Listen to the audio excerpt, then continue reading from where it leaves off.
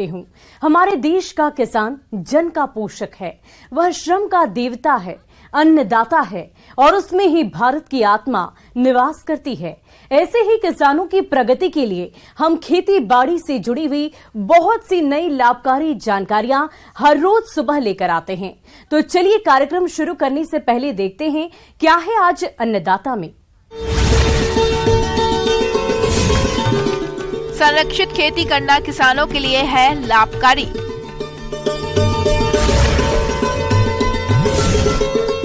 धान की फसल में लगने वाले प्रमुख कीट और इनकी रोकथाम के उपाय।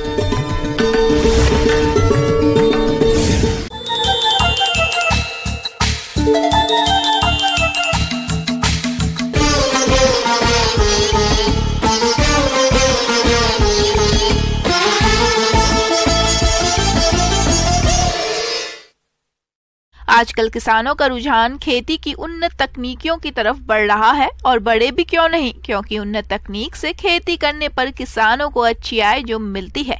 उन्नत तकनीकियों में किसान poly house, shade net house, green house में खेती करके कम जगह में अच्छा लाभ कमा सकते हैं। इस तकनीक से जिस एरिया में फसलें नहीं होती हैं उस जगह भी संरक्षित खेती की जा सकती है। संरक्षित खेती करके विपरीत मौसम में भी अधिक आय कमाई जा सकती है। तो किस प्रकार से करें संरक्षित खेती और किसानों के लिए कैसे उपयोगी है, आइए जानते हैं। Centre of excellence for pomegranate Dhindol Bassi के सहायक कृषि अधिकारी रामजीवन मीणा से।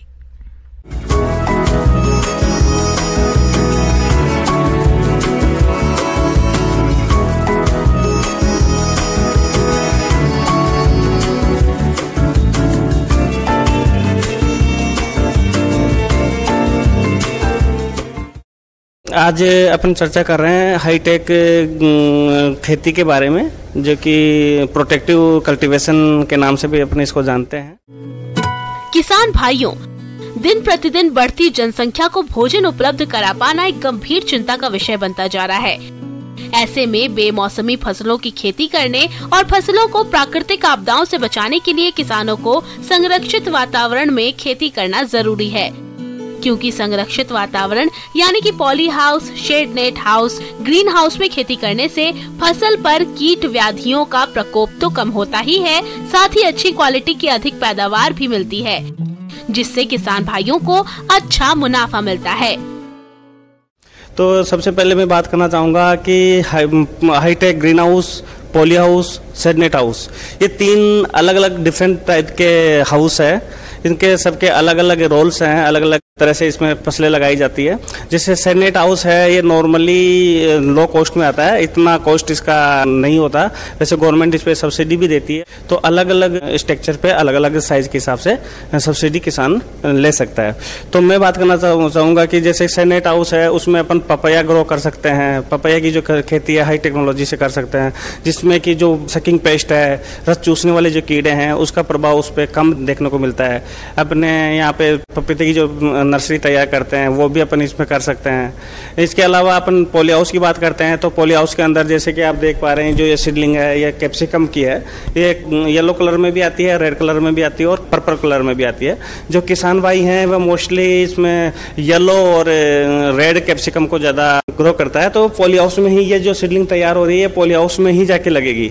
तो इसमें होता है क्या है कि जैसे ये पौध 35 से 40 दिन की हो जाती है, तो अपन वेड़ लगा के उसमें ड्रिप सिस्टम लगा के और वो अपन क्रॉप ले सकते हैं। उसके अलावा अपन जैसे कि एक आता है हाईटेक ग्रीन हाउस। ये ग्रीन हाउस बहुत एक कह सकता हूँ कि एक नॉर्मल, जब किसान इसको पहली बार देखता है तो वो अचंभित हो जाता है कि ऐसी टेक्नोलॉजी भी अपने एग्रीकल्चर में, अपने हॉर्टिकल्चर में ऐसा भी देखने को मिलता है। तो किसान काफ़ी इसमें अपना रुझान भी रखता है। बस सबसे बड़ी बात यह है कि इसमें बेमौसमी फसलें सीजन से पहले, जैसे कि जो पौध अपन किसान सितंबर में या फिर अगस्त लास्ट में अगर जो पौध तैयार करनी होती थी, वो जून में और जुलाई फर्स्ट में ही तैयार कर लेता है, जिससे कि क्या जो मार्केट जो वैल्यू है, जो प्राइस है इसकी टोमेटो की, कैप्सिकम की या फिर चिल्ली की, वो अच्छी मिल जाती है किसान को। और इसमें अर्ली नर्सरी तैयार कर देते हैं। किसान भाइयों, संरक्षित वातावरण में फूलों की खेती भी कर सकते हैं, जिसमें आप डच गुलाब, गुलदाउदी, कार्नेशन, लिलियम की उन्नत खेती करके अच्छी क्वालिटी के फूलों को ले सकते हैं, जिनका आपको बाजार में अच्छा भाव भी मिलेगा। किसान भाइयों, संरक्षित वातावरण को तैयार करने के लिए शासन द्वारा अनुदान देय है, जिसके बारे में अधिक जानकारी के लिए आप अपने नजदीकी कृषि विभाग में संपर्क करें। दूसरी बात ये कि इतना हाई टेक्नोलॉजी है कि किसान के लिए कितनी बेनिफिशियल बात है कि आज मार्केट में टमाटर की रेट अगर 200 रुपये पर केजी तक हो गई तो इससे किसान आमदनी अच्छी तरह कर सकता है, क्योंकि अर्ली सीडलिंग तैयार करेगा और अर्ली जल्दी ही वो अपने समय से पहले अपने फील्ड में लगा देगा, जिससे कि उससे अच्छी आमदनी प्राप्त हो सके। किसान भाइयों, अभी तक आपने खेती से जुड़ी हुई कुछ उपयोगी जानकारियां देखी। अब लेते हैं एक छोटा सा ब्रेक, जल्द ही लौटेंगे और कार्यक्रम में आगे भी है खेती बाड़ी से जुड़ी महत्वपूर्ण जानकारियां, तो बने रहिए हमारे साथ।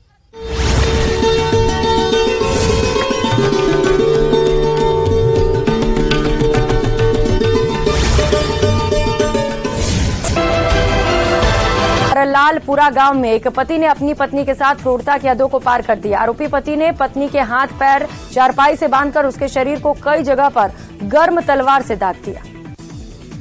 बांसवाड़ा के नलदा गांव में 23 साल के एक युवक ने जहरीली दवा पीकर जान दे दी। हालांकि युवक के मौत के कारणों का पता नहीं चल सका है। परिजनों की रिपोर्ट के अनुसार जांच की जा रही है।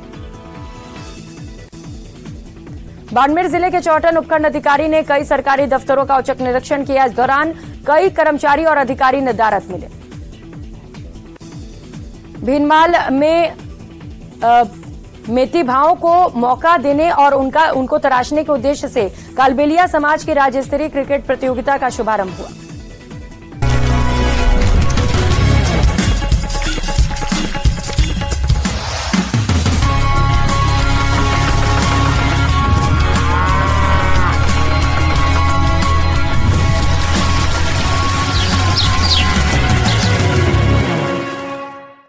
और ब्रेक के बाद आप सभी दर्शकों का अन्नदाता में स्वागत है। चलिए अब रुक करते हैं अगली कड़ी की ओर।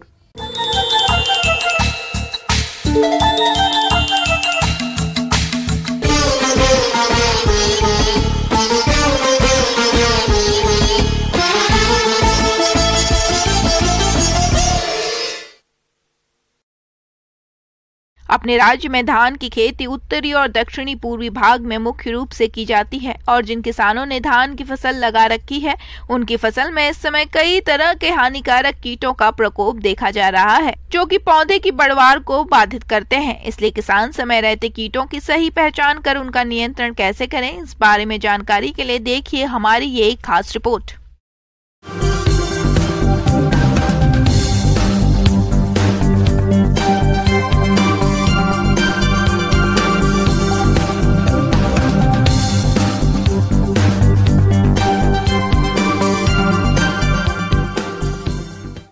खरीफ के धान जैसी मुख्य फसल में किसानों की मेहनत पर पानी फेरने के लिए कई तरह के कीट पतंग घात लगाए बैठे रहते हैं। ऐसे में किसान भाइयों के लिए ये चुनौती भरा कार्य हो जाता है कि वो किस तरह अपनी धान की फसल की देखभाल करें। कीटों के प्रकोप से निजात पाने के लिए जरूरी है कि कीटों की ठीक प्रकार से पहचान हो, उसके रोकथाम के बारे में पूरी जानकारी होनी चाहिए। अक्सर धान की फसल में बरसात के दिनों में तमाम कई कीटों का प्रकोप होता है, जिनमें से पहला प्रमुख कीट है तनाज छेदक कीट, जिसे किसान धड़ भेदक कीट के नाम से भी जानते हैं। तनाज छेदक कीट की सूढ़ियां काफी हानिकारक होती है। यह हल्के पीले शरीर वाली तथा नारंगी पीले सिर की होती है। मादा सुंडी के पंख पीले होते हैं। इसकी मादा कीट पत्तियों पर सैकड़ों अंडे देती है, जिससे पिल्लू निकलकर पौधे की गोब में प्रवेश कर जाते हैं। कीट पौधे के गोब से तने में अंदर चली जाती है और तने को अंदर अंदर ही खाने लगती है, जिससे गोब सूख जाती है और बालियों का रंग सफेद पड़ने लगता है। पत्ती लपेटक कीट। पत्ती लपेटक सूड़ी हरे रंग के शरीर तथा गहरे भूरे रंग के सिर वाली होती है। इसकी लंबाई 2 से 2.5 सेंटीमीटर होती है। ये पत्तियों को दोनों किनारों को जोड़कर नालीनुमा रचना बनाती है। यह कीट उसी के अंदर रहकर हरे पदार्थ को खुरचकर खाती है। यह सुंडी 20 से 30 दिन के जीवन काल में कई पत्तियों को नुकसान पहुंचाती है। धान में सबसे ज्यादा हानि पहुंचाने वाले प्रमुख कीटों में से तीसरा कीट है फुदका। फुदका कीट 2 तरह के होते हैं, हरा फुदका और भूरा फुदका। फुदका कीट को पहचानना बेहद आसान है। ये पौधों के रस को चूस लेते हैं, जिससे पत्तियां पीली पड़ जाती है और पौधे की वृद्धि रुक जाती है। यह कीट पौधे के निचले भाग में जड़ों की ओर पाए जाते हैं, पौधों के तनों का रस चूसते हैं।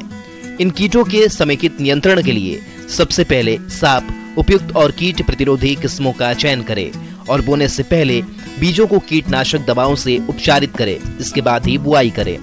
गर्मी में खेत की गहरी जुताई करें, इससे मिट्टी में मौजूद कीड़ों, बीमारियों और खरपतवारों को आसानी से नष्ट कर सकते हैं। खाद तथा अन्य तत्वों की मात्रा का प्रयोग मिट्टी परीक्षण के आधार पर करें। खेतों से फसल अवशेषों को हटाना तथा मेढ़ों को साफ रखें। साथ ही सही फसल चक्र अपनाएं, यानी कि एक ही फसल को उसी खेत में बार बार नहीं ले। इससे कई कीड़ों तथा बीमारियों का प्रकोप कम हो जाता है। यांत्रिक नियंत्रण की बात करें तो कीड़ों के अंड समूहों, सुड़ियों, प्यूपों तथा वयस्कों को इकट्ठा करके नष्ट कर दें। कीटग्रस्त पौधों या उनके भागों को उखाड़कर जला दें। खेत में जगह जगह पर बांस खूंटियां लगाएं, जिससे पक्षी कीड़ों खाकर नष्ट कर सके। मित्र कीटों को संरक्षण करें। खेत में 10 से 12 लाइट ट्रैप लगाएं। इससे रात के समय कीट प्रकाश की ओर आकर्षित होकर फंदे में फंसकर मर जाएंगे। कीड़ों की निगरानी व उनको आकर्षित करने के लिए फेरोमोन ट्रैप का प्रयोग खेत में करें। इससे खेत में कीटों की संख्या का भी पता लगाया जा सकता है। कीट प्रकोप की प्रारंभिक अवस्था में कीटों की रोकथाम के लिए नीम से बने कीटनाशी दवाओं का छिड़काव करें। अगर कीटों की संख्या अधिक हो और जैवनाशी से नियंत्रण नहीं हो पा रहा हो, तब रासायनिक कीटनाशी दवाओं का प्रयोग करना चाहिए। अगर 5% वर्ग मीटर क्षेत्र में अधिक गोब मृत्यु होने पर रसायनों का प्रयोग करें। तना छेदक की रोकथाम के लिए कार्बोफुरान 3G 20 किलोग्राम प्रति हेक्टेयर की दर से भुरकाव करें या कार्टाप हाइड्रोक्लोराइड 4% 18 किलोग्राम प्रति हेक्टेयर की दर से भुरकाव करें। भुरकाव के समय खेत में 3 से 5 सेंटीमीटर स्थिर पानी रहना चाहिए। पत्ती लपेट कीट की रोकथाम के लिए ट्राइजोफॉस या मोनोक्रोटोफास दवा का 1.5 से 2 मिलीलीटर प्रति लीटर पानी के हिसाब से घोल बनाकर छिड़काव करें। जहाँ तक हरा फुदका कीट नियंत्रण की बात है तो इस कीट की रोकथाम के लिए इमिडाक्लोप्रिड दवा की 1 मिलीलीटर दवा प्रति 3 लीटर पानी के हिसाब से मिलाकर छिड़काव करें। आगे और भी है खेती बाड़ी से जुड़ी हुई बहुत सी रोचक जानकारियां, पर यहाँ पर रुकेंगे एक और छोटे से ब्रेक के लिए और जल्द हाजिर होंगे।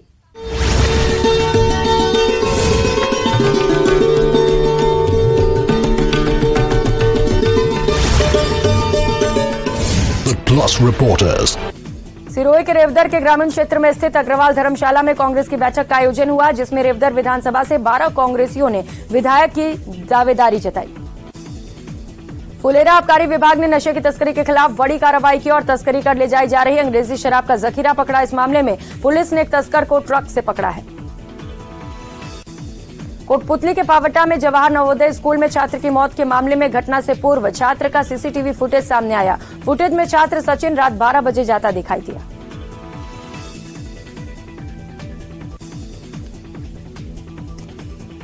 धौलपुर जिले के कंचनपुर थाना इलाके के अलीगढ़ गांव के रहने वाले एक व्यक्ति की संदिग्ध हालत में मौत हो गई। व्यक्ति की मौत से गुस्साए ग्रामीणों ने हत्या की आशंका जताते हुए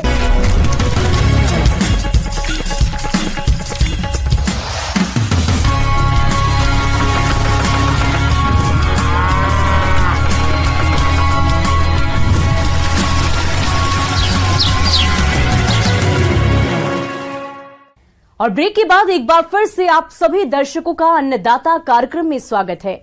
बढ़ते हैं अगली प्रस्तुति की ओर।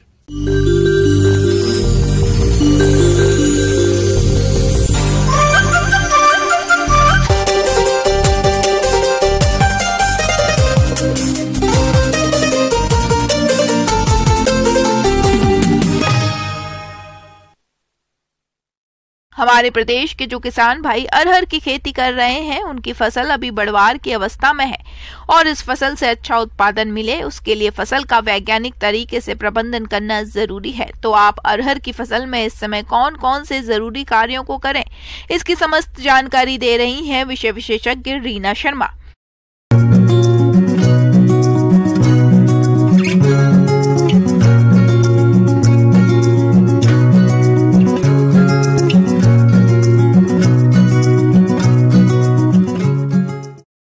किसान भाइयों, जैसा कि अभी खरीफ का मौसम चल रहा है, तो इसमें हम आज सामसाइड चर्चा करेंगे जिसमें कुछ बिंदु हैं, यदि आप उस पर ध्यान रखते हैं तो आपकी फसल निश्चित तौर पर बहुत अच्छे से उत्पादन और आपको लाभ देगी।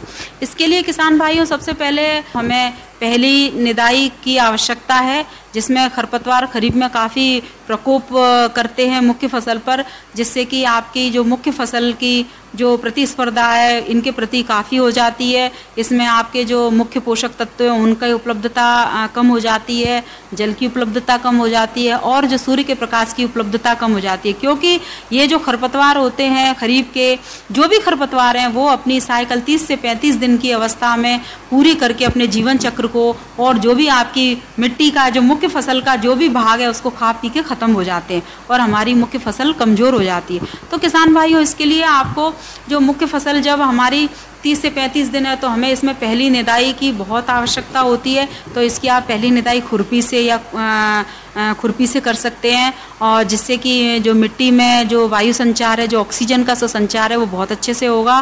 पानी जैसे ज़्यादा खरीफ में पड़ता है तो थोड़ी सी मिट्टी क्या थोड़ी टफ हो जाती है, जिससे हमारी जड़ें चिपक जाती हैं और शोषण नहीं कर पाती हैं। तो यदि हम पहली इसकी 30 से 35 दिन पे यदि हम इसकी गुड़ाई कर देते हैं तो बहुत अच्छे से इनकी जड़ों का विकास होता है और उत्पादन पर काफ़ी प्रभाव पड़ता है। किसान भाइयों जो अरहर की जो हमारी फसल है इसमें सबसे ज़्यादा यदि पानी भरा रहे तो इसमें उखटा या गलन रोग आ जाता है, तो इसमें जल निकास का विशेष ध्यान रखिए। जब भी हमारी खेत में ज़्यादा पानी यदि बारिश के कारण ज़्यादा पानी भर जाता है तो नालियाँ बनाकर इसको पानी को निकालें और सही उचित जल निकास की व्यवस्था करें, जिससे कि जो भयंकर रोग है, जड़ गलन रोग है या जो उखटा रोग है वो ना आए। किसान भाइयों, बरसात के मौसम में अरहर की फसल को सिंचाई की आवश्यकता नहीं होती है, लेकिन अधिक दिनों तक वर्षा नहीं होने की दशा में यदि अरहर की फसल सूखने लगती है तो इसकी उचित बढ़वार के लिए एक जीवन रक्षक सिंचाई जरूर कर दें, जिससे आने वाले समय में अरहर की फसल से अच्छा उत्पादन प्राप्त हो। अब किसान भाई बात आती है अपनी कीट की, तो कीट में क्या है, इसमें सबसे ज्यादा कैटरपिलर की समस्या आती है, जो कि पत्तियों को फली में घुसकर फली को खा लेती है और पूरा खोखला कर देती है। तो जैसे ही यदि कैटरपिलर की समस्या आती है तो आप देखें यदि 2-4 जगह तो आप उसको फली को तोड़ दें और उसको हाथ से निकाल के भी फेंक दें। यदि आपको लगता है कि नहीं ये समस्या 8 से 10% बढ़ गई है तो आप तुरंत ही नज़दीकी कृषि विज्ञान केंद्र में कीट वैज्ञानिकों से मिलकर इसकी दवा पूछें और कीटनाशक जो कि बाजार में आपके उपलब्ध हो उसको लेकर आएं और तुरंत इसको आप इसका स्प्रे करें। यदि आपको देखा कि नहीं हो पा रहा है कंट्रोल एक बार में करने से, फिर आप इसको 30 से 35 दिन के अंतराल पर आप फिर कर सकते हैं, क्योंकि क्या रहता है कि ये जो इल्ली होती है वो हमारी फली में घुस के नुकसान पहुंचाती है। कभी कभी ये फली में घुसी रहती है और बच जाती है, तो हमको इसको दूसरी बार भी हम इसका स्प्रे कर सकते हैं। किसान भाइयों, अरहर की फसल में बांझपन विषाणु रोग का प्रकोप होता है। यह रोग विषाणु से होता है। इसके लक्षण ग्रसित पौधों के ऊपरी शाखाओं में पत्तियां छोटी हल्के रंग की और अधिक लगती हैं। ग्रसित पौधों में फूल फली नहीं लगती है। यह रोग मकड़ी के द्वारा फैलाया जाता है। इसकी रोकथाम के लिए रोग निरोधी किस्मों को लगाना चाहिए। इसके अलावा रोग ग्रसित अरहर के पौधों को उखाड़कर नष्ट कर देना चाहिए और रोग को फैलाने वाली मकड़ियों के नियंत्रण के लिए हेक्सीथाइजोक्स नामक दवा की 1 मिलीलीटर मात्रा को प्रति लीटर पानी के हिसाब से घोल बनाकर छिड़काव करें। मेरे द्वारा बताए गए जो बिंदु हैं, यदि आप उन पर ध्यान रखते हैं तो निश्चित ही तौर पर आपको बहुत लाभ मिलेगा, आपका उत्पादन बहुत अच्छा होगा और काफी आपको आर्थिक लाभ होगा।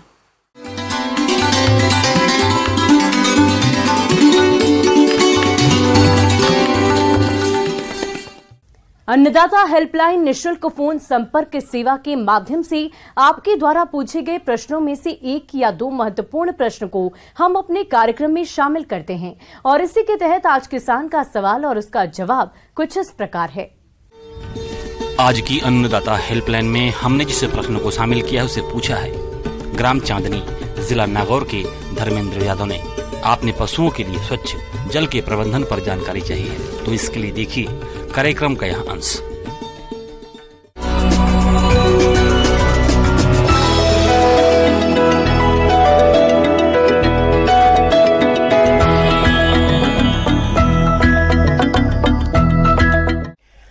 राजस्थान राज्य में खेती के साथ साथ पशुपालन किसान की आय का एक मुख्य साधन है और पशुओं के लिए आहार के साथ पानी का बहुत महत्व होता है। और पानी की जब बात आती है तो पानी पशुओं को पर्याप्त मात्रा में पिलाना चाहिए और पानी बिल्कुल साफ होना चाहिए। अच्छी सेहत का ये है राज, साफ सुथरा जल सबको मिले, करो प्रण आज। जब ना होगा पीने योग्य नीर, तब सब करेंगे विचार गंभीर। यह स्लोगन पानी के अनिवार्यता बताने के लिए काफी है। किसान भाइयों, आज हम बात करने जा रहे हैं डेयरी पशुओं की, जिनसे हमारे किसान भाई आशा तो करते हैं कि वो रोज बाल्टी भरकर दूध दें, लेकिन अक्सर हमारे कुछ किसान भाई पशुओं को किसी भी तरह का पानी पिला देते हैं, जिससे उनके पशु कई तरह के रोगों की चपेट में आ जाते हैं, जिस कारण पशुओं का दुग्ध उत्पादन गिर जाता है और पशुपालकों को नुकसान उठाना पड़ता है। पशुपालक भाइयों, आज आप देख सकते हैं कि ये 200 लीटर की पानी की टंकी है, जिसमें एक टंकी में हमने पुताई कर रखी है और इसमें चूना डाल रखा है। 200 लीटर में 2 किलो चूने की आवश्यकता होती है। और साथ में आप देख रहे हैं कि ये हमने पुताई नहीं कर रखी है। आप देख रहे होंगे कि इसमें कितने कीड़े, लार्वा और एलगी आई हुई है, जिससे पानी पूरा गंदा हो रखा है। तो इस प्रकार से मोस्टली पशुपालक या अपनी खेड़ों में इस तरह का पानी रहता है तो पशु के लिए बहुत ही हानिकारक है।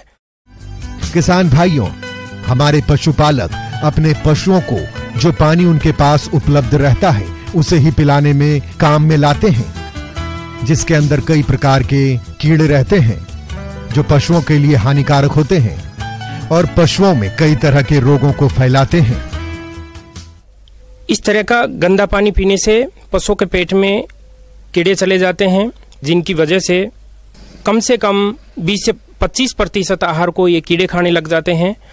तो इस प्रकार से पशु का जहाँ 10 लीटर दूध उत्पादन देता है वहाँ 7 लीटर के आसपास ही दूध उत्पादन देता है। तो पशु को चारे में भी नुकसान हो रहा है और उसको दूध उत्पादन में भी नुकसान हो रहा है और पोषक तत्वों की पूर्ति भी नहीं हो पा रही। पशुपालक भाइयों, आप अपने डेयरी व्यवसाय को सफल तभी बना सकते हैं जब आप पशुओं को संतुलित आहार खिलाने के साथ साथ उनको स्वच्छ और ताजा पानी पिलाएं, ताकि आपके पशुओं में किसी प्रकार की समस्या ना आए और पशुओं का दूध उत्पादन बना रहे। तो पशुपालक अपनी खेल में चूने से पुताई करे और पुताई करने के बाद में उसमें 100 लीटर पानी के हिसाब से 1 किलो चूना डाल दे और चूने को आराम से किसी की सहायता से उसको घोल दे, या अपने जो पानी पिलाते हैं बाल्टी में भी कुछ मात्रा में चूना डालकर अपने पशुओं को पानी पिला सकते हैं। और जब पशु पानी पी लेगा तो पानी पीने के बाद में सभी पशुओं को कैल्शियम की पूर्ति प्राप्त होगी और इस प्रकार से उनके पशु बिल्कुल स्वस्थ रहेंगे।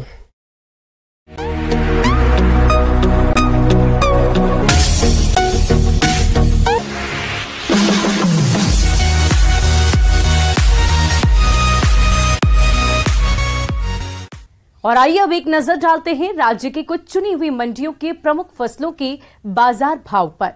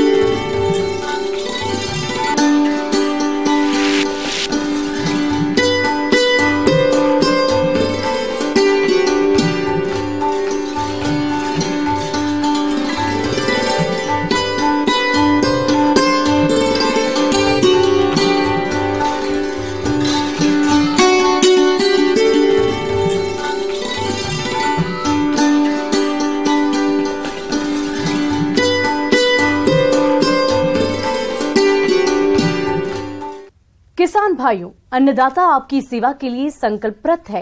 कृषि संबंधित समस्या और सुझाव के लिए आप हमें इस पते पर संपर्क कर सकते हैं। प्रोड्यूसर अन्नदाता, news 18 Rajasthan, Ramoji film city, Hyderabad 501512। साथ ही आप हमें ईमेल भी कर सकते हैं। हमारा ईमेल है P18 अन्नदाता राजस्थान